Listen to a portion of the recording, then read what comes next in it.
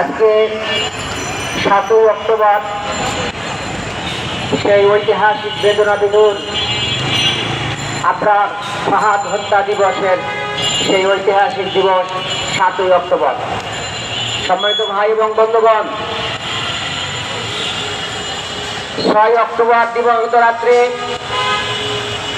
বাংলাদেশের অন্যান্য বিদ্যাপীঠের মতো সর্বোচ্চ বিদ্যাপীঠ বাংলাদেশ প্রকৌশল বিশ্ববিদ্যালয়ের শের বাংলা হলে ছাত্ররা যখন নিজেদের লেখাপড়ায় ব্যস্ত ছিল, ঠিক সেই সময়ে গভীর রাত্রে আবরার ফাহাদের উপরে নির্যাতন চালানো হয়।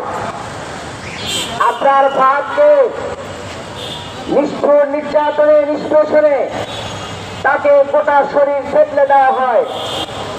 এক পর্যায়ে সে যখন পিপাসায় তৃষ্ণার্ত অবস্থায় যখন চিৎকার করে বলছে আমাকে একটু পানি দাও, সেই সময়ে ওই হায়নার দল তাকে পানির পরিবর্তে পেশাব দিয়েছিল।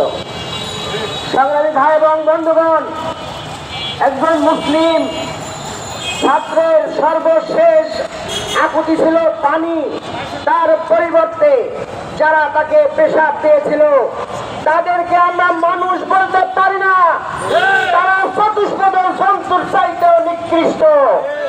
আর তারা হলো শেখ হাসিনার পেটুয়া বাহিনী। এখান থেকে আমরা বুঝতে পারি শেখ হাসিনা কত নিকৃষ্ট এবং নিগৃহীত ছিল।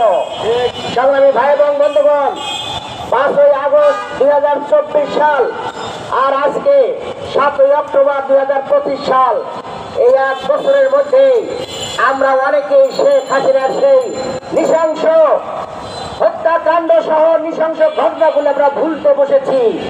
সংগ্রামী ভাই এবং বন্ধুগণ, এই সেই শেখ হাসিনা যিনি বাংলাদেশ থেকে পালিয়ে ভারতে গিয়ে অবস্থান করছেন, আর সেখান থেকে তিনি উস্কানি দিচ্ছেন যে তোমরা বসে থেকো না, তোমরা অস্ত্র হাতে নিয়ে এদেরকে শান্তিতে থাকতে দিও না।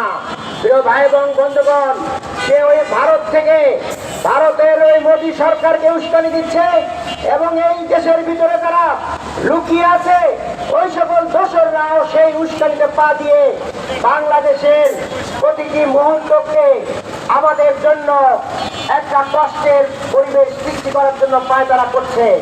সংগ্রামী ভাই এবং বন্ধুগণ, এই সেই শেখ হাসিনা তিনি আয়নাঘর তৈরি করেছিলেন এবং হাজার হাজার মানুষকে সেই আয়নাঘরে বন্দী করেছিলেন এবং সেখান থেকে অনেককেই তারা নৃশংসভাবে হত্যা করে তাদেরকে সেই অন্ধকার গুহার মধ্যে ফেলে দিয়েছে।